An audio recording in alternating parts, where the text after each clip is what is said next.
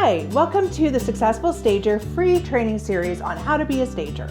So my name is Catherine Lewis Brown and I'm the founder of the Successful Stager, which is a staging training certification program.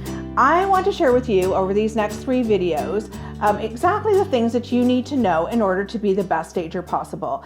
And I'm going to share with you what the staging industry looks like, where we fit in it, and the kind of skills and training and things that we need to have in order to be the best stager. I think you'll find this really helpful and really informative about what it means to be a stager and the kind of things that you're going to be looking for as a stager and getting out there and working in the industry, because it's a lot of fun. All right, so let's start with the our first video, which is all about the staging industry itself and where stagers fit in the role of selling real estate and how we fit our skills into that.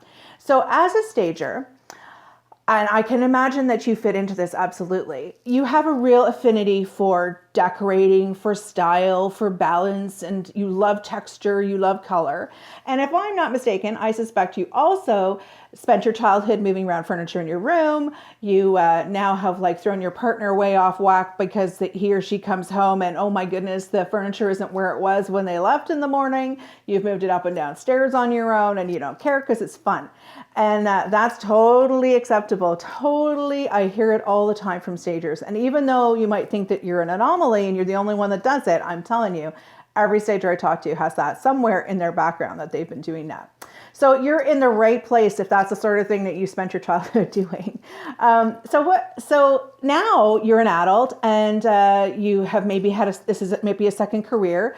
If you were like me, you're keen to get back into doing something more creative, which was certainly what inspired me. I was I had a great career in communications. I worked in the nonprofit sector, loved what I did, and was keen to keep doing it. But I was kind of hit a ceiling, and I also realized I was really wanting to do something even more creative. I wanted to be hands-on.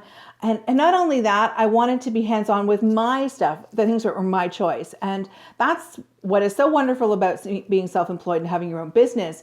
But then to choose a business and an industry that is actually related to something I love doing and that really does fit the criteria of being hands-on and getting to be creative. And staging really gets to do that. It's also an industry too where you can jump in pretty quickly with training and not be sort of behind the 8 ball. That you had to go back to school, you had to invest in a whole lot of training and a whole lot of extra time. You can actually take a training program and pretty much jump right into your business and start right away if you take the right program.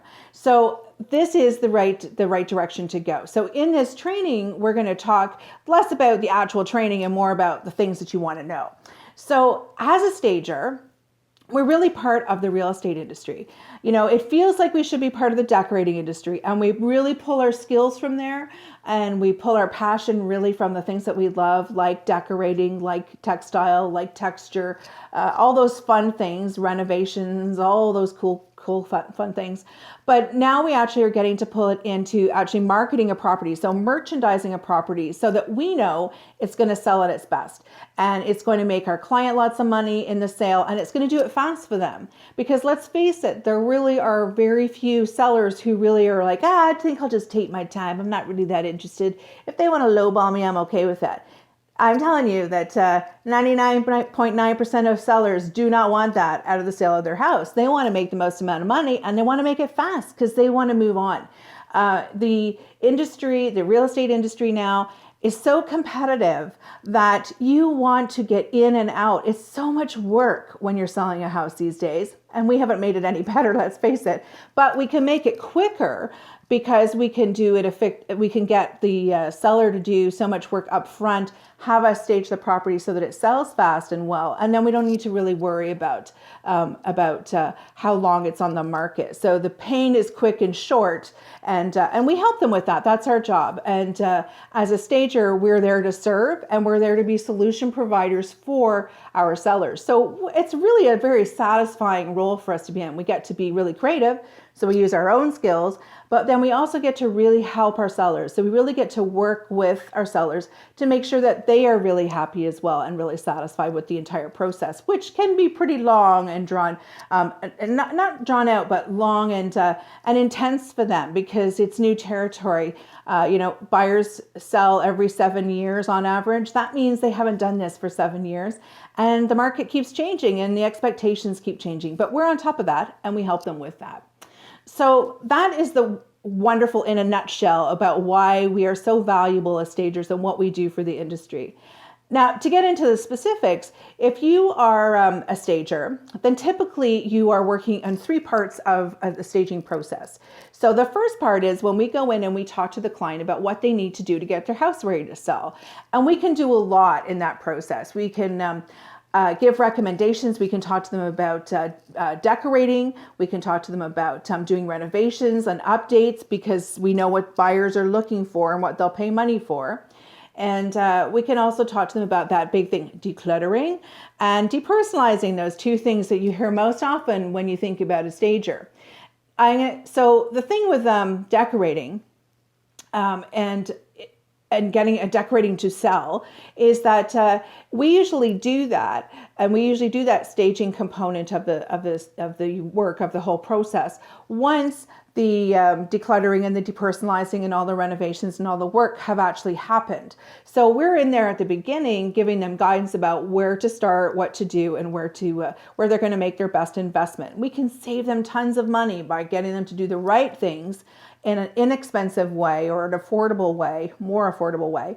And we can make them money by getting them to do the right things that we know that a buyer wants to see. So we're really integral in the process, and it's so we really play a very important role for our sellers.